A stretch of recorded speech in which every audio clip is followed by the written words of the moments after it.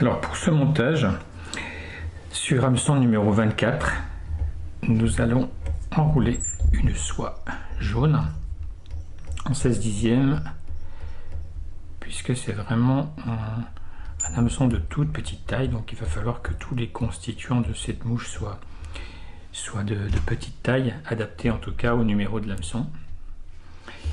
Et les cercles sont réalisés en fibre de coque Pardo Rubion, qui est une couleur dans les marrons.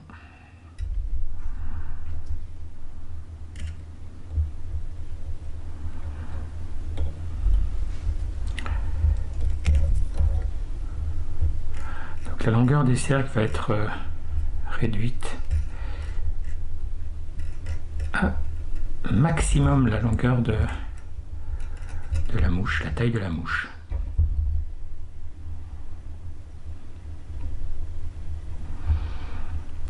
Et ensuite, on enroule sa soie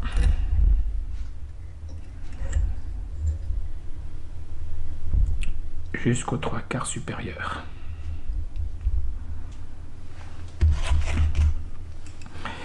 À ce niveau-là, nous allons donc fixer une polyfloss de couleur blanche ou noire. Là, pour le montage, elle sera blanche. J'utilise aussi du noir. Ça dépend, c'est tout à fait... les deux sont possibles.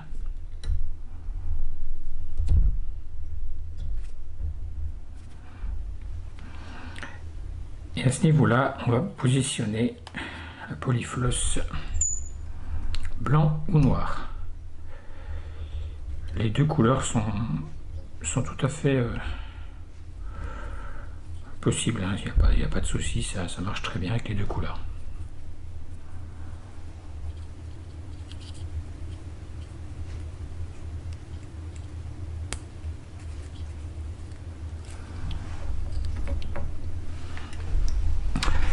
On va également positionner le petit hacle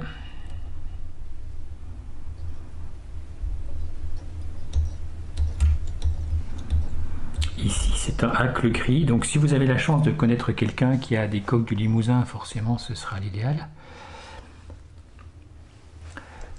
Mais l'intérêt, c'est d'avoir vraiment un hacle adapté au numéro de l'hameçon, et on enroule également sur son fil de soie un micro dubbing de couleur grise.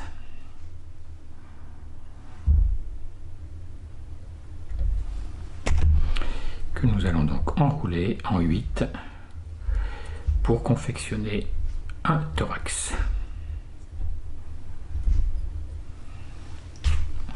Ensuite, c'est la partie un peu délicate parce qu'on est vraiment sur une taille de hacle extrêmement petit.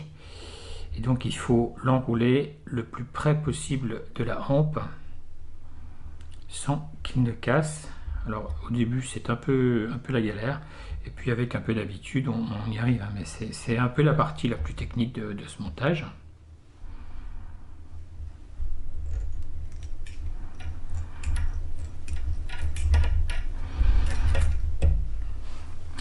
Et pour sécuriser l'ensemble, on va faire un nœud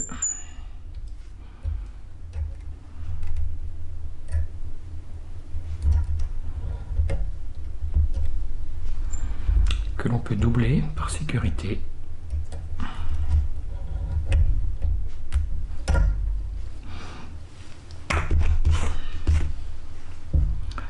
Et là on peut donc maintenant tranquillement couper la polyfloss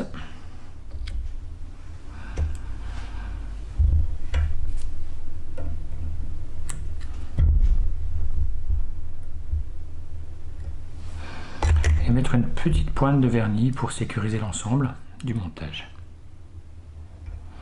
Voilà, donc là on vient de réaliser une petite mouche qui est intéressante parce qu'elle permet éventuellement d'aller chercher des poissons qui sont très sollicités sur des modèles classiques, peut-être parfois très difficiles à capturer. Et là ce qui fait l'intérêt, c'est que la petite taille de cette mouche peut éventuellement les inciter à mordre.